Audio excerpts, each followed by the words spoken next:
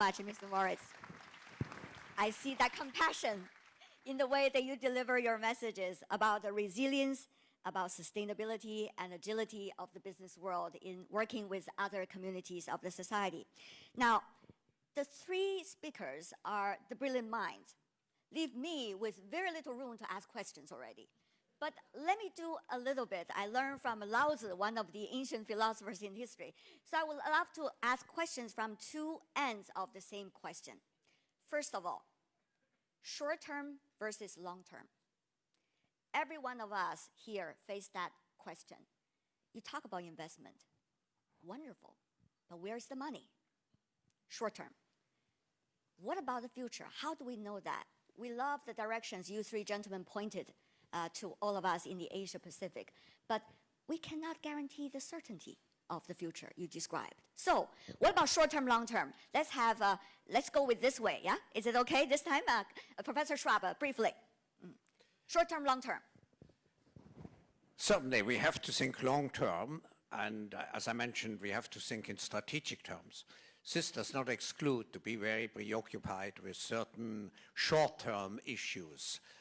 I'm thinking particularly, and here, by the way, this region has a great advantage with a higher macroeconomic stability in general compared to some of the European countries, because fiscal policies are now very difficult to be adopted in order to invest into the future. As you rightly said, we have squeezed out the national budget and the capabilities of government facilitating investments into the future.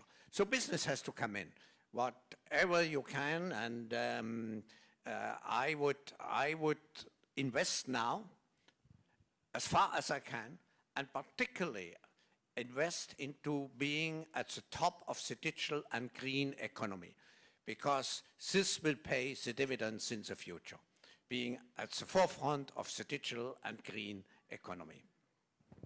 What about for a president of a country in the Asia Pacific? Short-term, long-term? Well, I will be specific to the Philippine experience.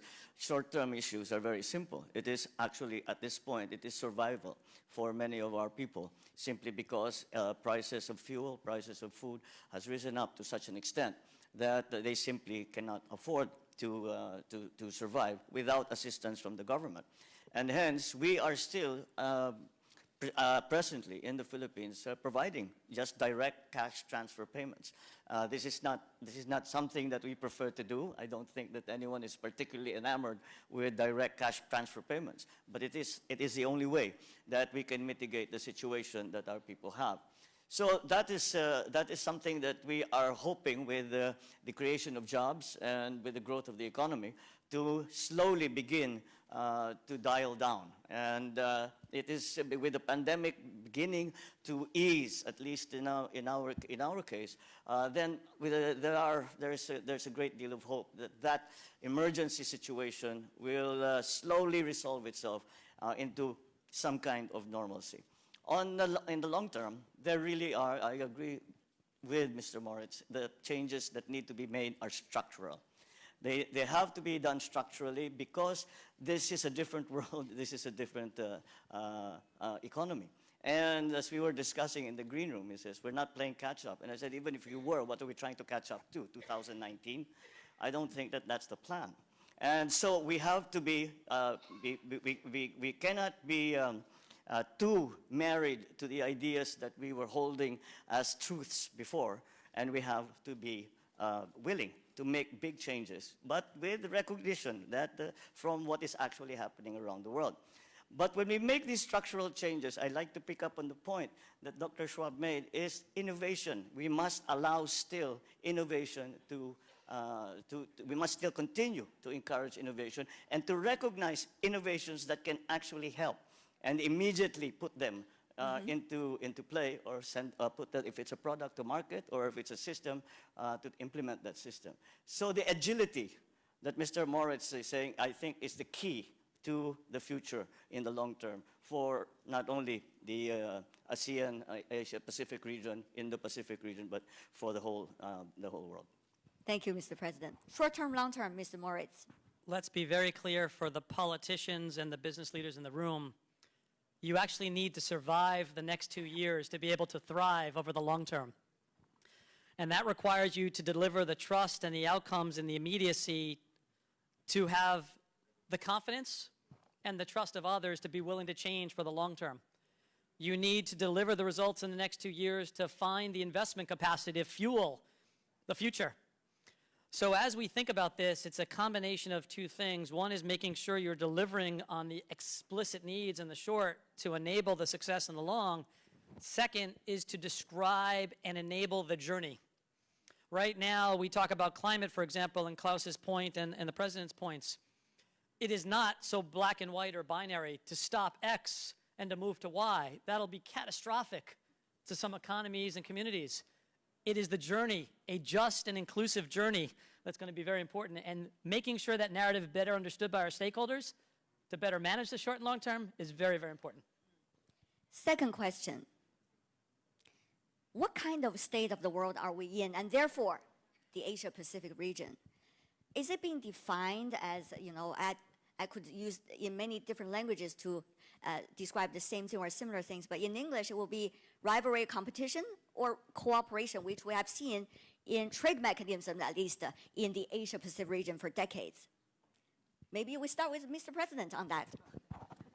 As I described, I think one of the great advantages that that Apec and the countries in the Indo-Pacific, Asia-Pacific region have been able to manage is that very difficult balance between cooperation and competition. And yet we seem to, for the most part, I would say we have done it.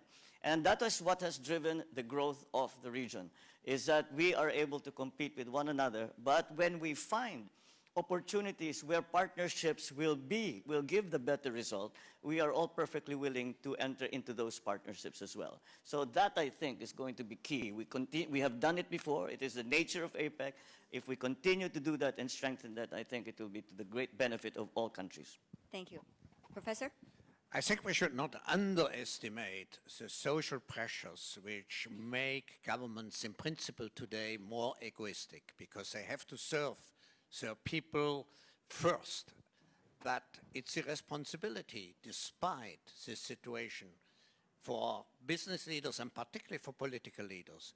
And it is the helpfulness of organizations like APEC, like the World Economic Forum and so on, to remain the connectors on the global level. Because we never should forget, we are one humanity. And in the old ages, we had the village cooperations and we had national cooperation. Now we need global collaboration if we want to survive. Just look at climate change. Let me analogize to PwC. There's days where we compete fiercely with our competitors. There's days we come together to collaborate on societal opportunities. And we did so working with the World Economic Forum, where the consulting and accounting firms came together to land a recommended set of metrics, because the challenge was not business and a P&L, it was societal. Likewise, countries and companies need to do the same. The challenges we see today, and COVID was one small example, albeit a challenging one, climate being the next, cannot be solved with competition in mind. And it does not limit itself to geographic borders or competitive landscapes. So it has to be compete when appropriate and collaborate as much as possible, to the extent possible.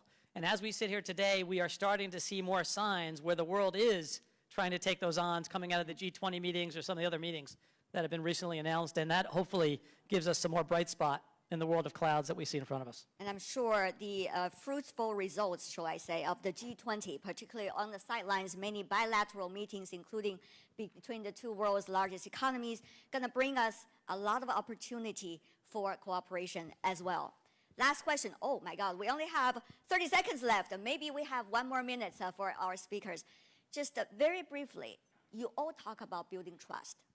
It's not easy. Building trust or rebuilding trust. We know how difficult it is, especially over the past few years. We might not be able to see to each other in person.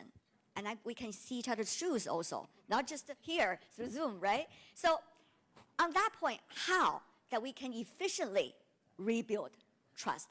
Then I start with Mr. Moritz. Yeah. Very quickly, but we're short on time. You need to engage and listen carefully. We have 2 ears and 1 mouth, twice as much listening, maybe singular talking from our own point of view. And second, the world we have lived in the last 3 years does not help. It creates more conflict or more risk of interpretation. We need to physically, as a human species, get back together again, socially and physically. I like that. Human species. Yes. Mr. President, please. In the political context, the way to earn trust is to perform. And the best politics, I always say, the best politics is performance, because it's something that cannot be taken away from you, and it is something that actually makes a difference in people's lives. Walk the talk. Perform. Perform, and you will get the trust back of the people, and that is what we all politicians, and I'm sure even people from the business side, that's what we strive for.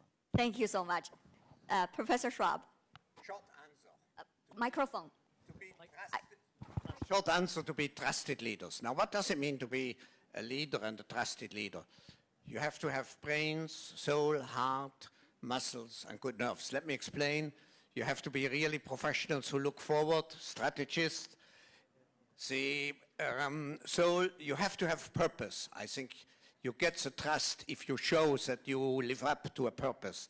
Finally, the heart. You have to do with passion what you are doing. And the muscles you have to translate into action and walk the talk. And finally, as we say, we are in a crisis preparing for better times. We have to have good nerves. Thank you. Gentlemen, thank you so much. I think today we have a wonderful scene-setting panel. Not only deliverables for the short term, but also philosophical thinking into the future. Once again, warm applause to these speakers. Mr. President, Mr. Professor, and Mr. Chairman, thank you.